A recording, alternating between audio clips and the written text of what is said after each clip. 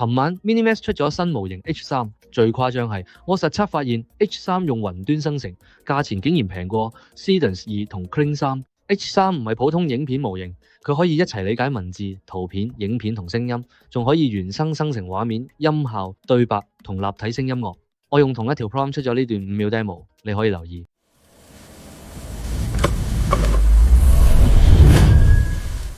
畫面、動作同聲音唔係後期拼埋，而係一齊生成，所以唔使自己買 GPU。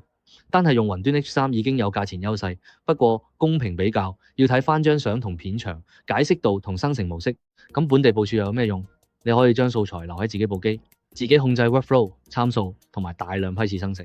但要留意，本地 H3 唔係普通電腦即開即用，官方部署示例係4張 GPU，而完整 2K workflow 部分步驟仍然要用 API。總結，想方便又平，直接用雲端 H3，有 GPU 想玩深啲先研究本地部署。